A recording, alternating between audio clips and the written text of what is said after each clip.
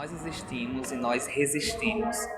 Nós estamos aqui para mostrar que não há mal nenhum em ser quem somos.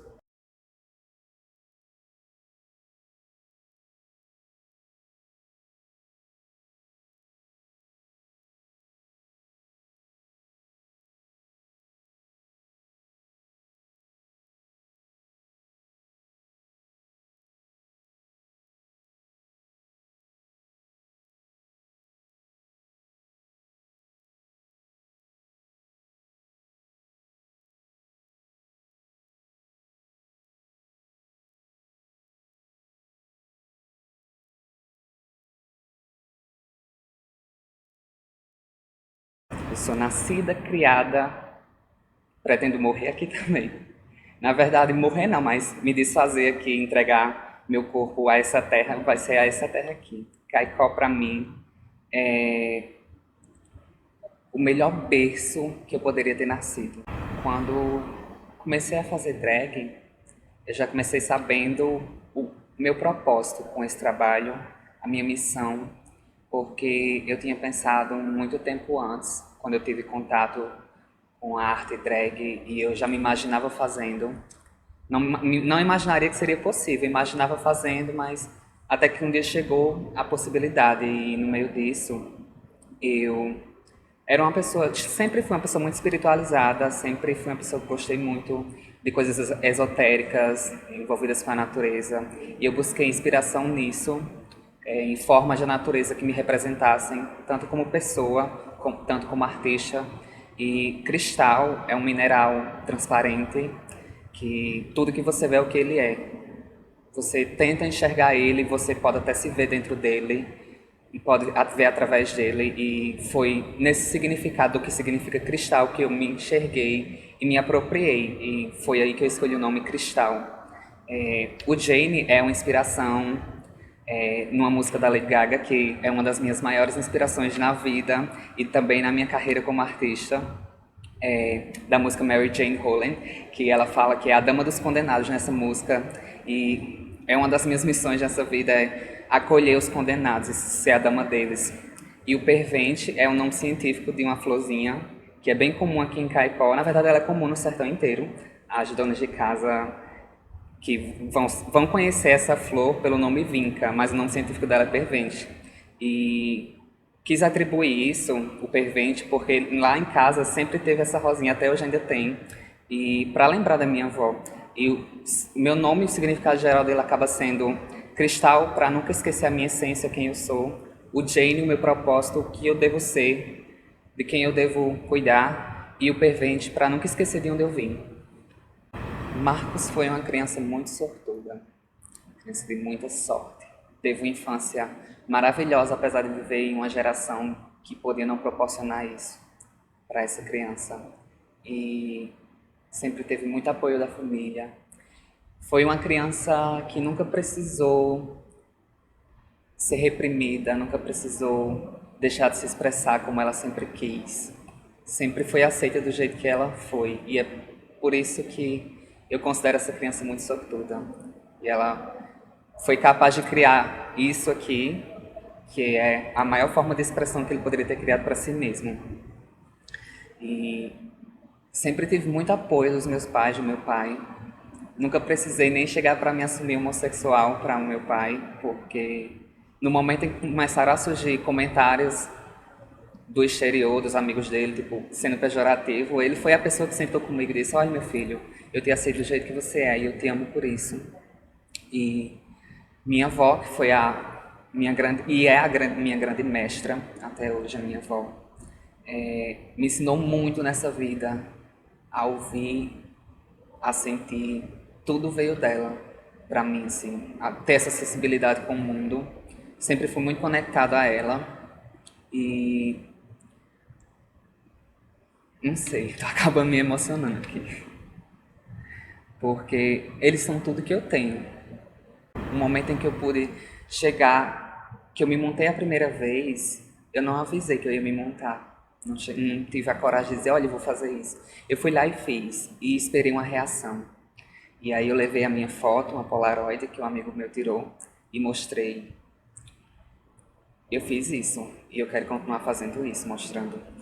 E foi, primeiramente, um choque por me ver vestir daquele jeito, mas depois entenderam assim, se isso aqui te faz feliz, então siga. E aí veio a questão financeira também, com o tempo que eu comecei já trabalhando e fui sendo remunerada por isso e teve muito apoio, sabe, para eu começar e seguir em frente desde o início. E até hoje não falta esse apoio, até hoje. Sou muito grata a todo o universo por ter me colocado na família, que me proporciona e me dá todas essas oportunidades. Nossa, eu sempre fui uma criança apaixonada por estudar. Amava ir para a escola. Teve um episódio quando eu tinha 5 ou 6 anos, estava na alfabetização. E várias vezes, vários dias, eu fugia para ir para a escola, no horário em que não era minha aula. De manhã a gente ia, porque eu morava perto da escola, aí minha aula era de manhã. E eu queria ir à tarde também para estudar, estar lá com as crianças, as outras crianças brincando, porque em casa eu era uma criança muito sozinha. E com o passar o decorrer dos anos, aí sempre fui aquela criança proativa que estava sempre à frente, a professora sempre estava pedindo ajuda, botando para fazer as coisas, sempre estava em alta, assim, sempre sendo muito observado, tanto pelos professores quanto pelo corpo de direção da escola. Tinha muito contato com esse pessoal. E com o resto das pessoas, tinha pessoas que me olhavam com estranheza, porque eu era uma criança muito afeminada, uma criança viada, que estava ali sendo ela mesma. E quando chegou minha juventude, continuei sendo. E aí, na minha juventude, pré-adolescência e adolescência, começaram a surgir alguns problemas de pessoas quererem me oprimir, me colocar no lugar de indefesa. E eu sempre fui a pessoa que rebati essas atitudes. Sempre fui de frente, dar o peito, a cara a tapa. E quando eu fazia isso, as pessoas recuavam. E aí foi quando eu entendi a importância da imposição, quando eu comecei a me impor e me expor para esse tipo de situação, foi quando eu entendi que é assim que a gente bate de frente e lida com essas situações, para que elas não existam mais, é bater de frente. Isso aqui, por muito tempo, foi a minha renda, foi a maneira como eu tive de me manter na minha faculdade em Natal. Foi trabalhando na noite como DJ, como performer, e isso era o meu sustento, era com que eu tinha a garantia de que eu ia abrir minha geladeira, eu ia ter comida, eu ia ter uma fruta para me comer durante a semana, eu ia ter uma carne para comer. E por isso que eu sempre fui muito responsável e muito profissional, porque desde o início, quando eu comecei a fazer, isso era para ser sério. A parte que me dói lá dentro é a incompreensão. Não só de um público que não está acostumado a lidar com as questões e a diversidade LGBTQIA+, mas também as próprias questões dentro da comunidade. Tem pessoas que, às vezes, elas exageram em comentários, exageram nos colocam em posições vulneráveis e isso dói. Eu nunca tive a pretensão de me envolver com política. Quando eu era mais novo, eu até dizia, não quero me envolver com política. E aí, com o decorrer do tempo, com o decorrer da minha atuação, da minha performance como drag queen, eu entendi que minha vida, minha existência é um ato político. Eu me vi, me enxerguei como um ser político, ser pensante e político. Quando a gente se localiza dentro da sociedade, nós somos um ato político. Nós, eu incluo toda a comunidade LGBTQIA+. E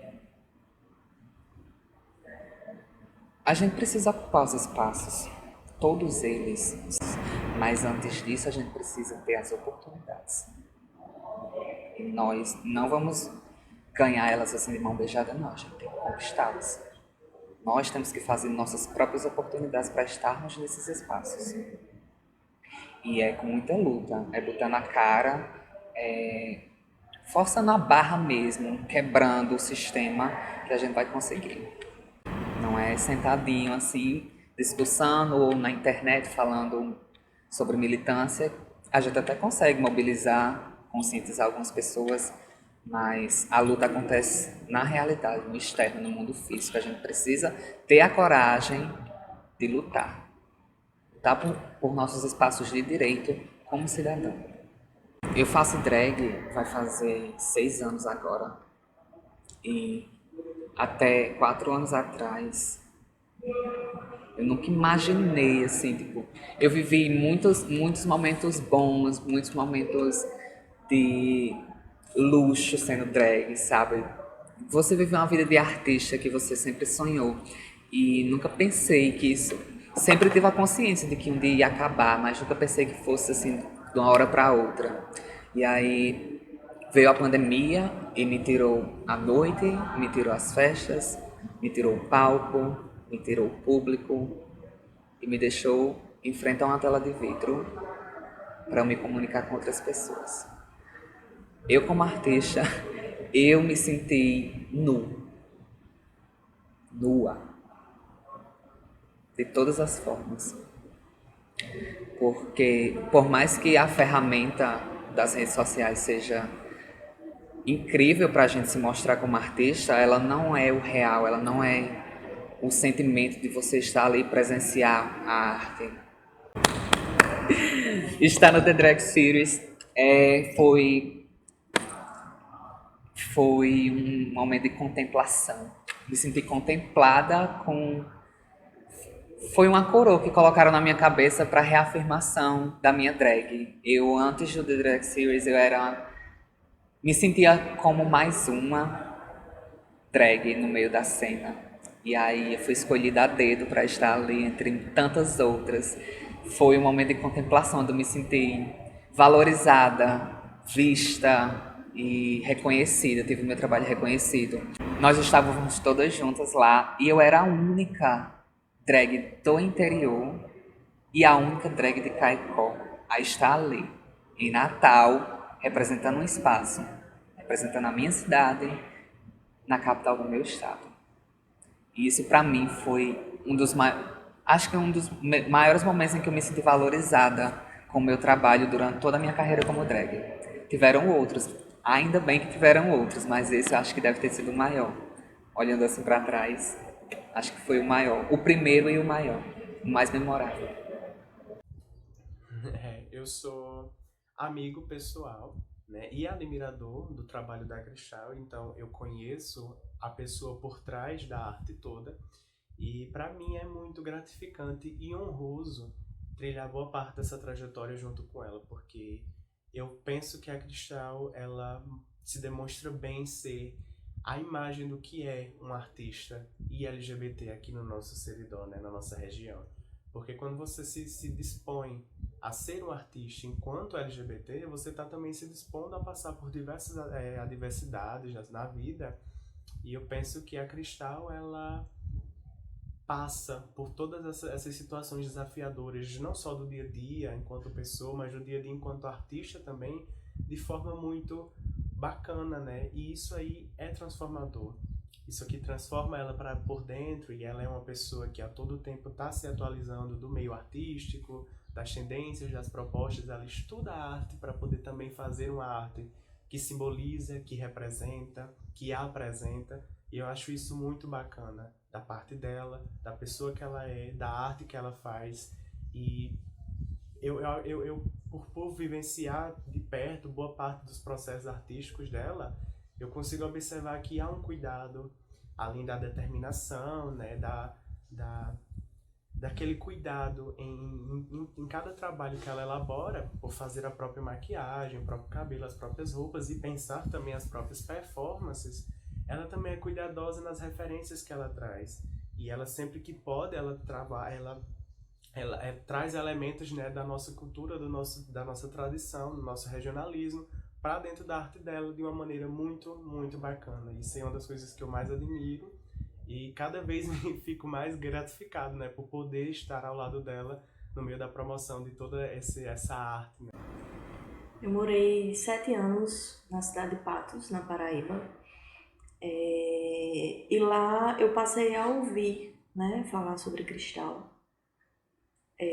Uma drag daqui, da minha cidade, e que realmente fazia anos assim que eu não escutava o nome especificamente, né, de uma drag, e principalmente uma drag que também tocasse, que também performasse. Então, entre amigos, né, de lá, entre conhecidos de lá já se falava sobre Cristal. Ela tocou lá também, em algumas festas.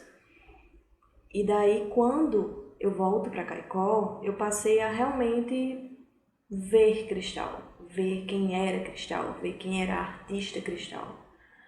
E foi impressionante, porque passamos por muitos anos sem perceber alguém que pudesse ter essa liberdade de ser drag, principalmente sem precisar se esconder.